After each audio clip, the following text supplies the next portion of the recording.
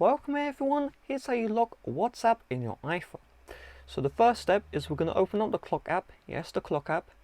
We're going to tap on timer, we're going to find when timer ends, and we're going to scroll all the way down until we see stop playing, and then you're going to see here set, just tap on set. Now we're going to open up the shortcuts app. This is a free app from the App Store, but it should already be built into your iPhone, okay? Open it up. You're going to find automation, and if you don't see this option, that means that your iPhone needs to be upgraded to the latest iOS software version. From here, you're going to tap on create personal automation. If you don't see this option, there'll be a plus at the top right, just tap on that one instead. From here, you're going to scroll all the way down until you see app, tap into it, tap on choose for app, and you just want to find where WhatsApp is, so it should be near the bottom. You can also lock any app you want. Just tap on the app you want to lock, okay? You don't just need to lock WhatsApp only. You can lock as many apps as you would like. Photos, other messaging apps is up to you.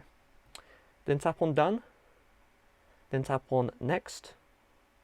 Then tap on add action. Tap on the search. Search for timer. You're going to see here start timer. Tap on this one. So we want this field to say start timer for 1 second. Okay, start timer for 1 second. So tap on the empty space, type in 1, tap on minute and set it to seconds. Then tap on next, and very important, you uncheck ask before running, then tap on don't ask, and then tap on done. So from here, let's open up the WhatsApp, and you're going to notice it's going to lock. Boom, just like that, okay? So this will happen every single time you open up the app, whether you open it up for the first time, whether it was already opened up in the background, it's going to lock after a second, okay?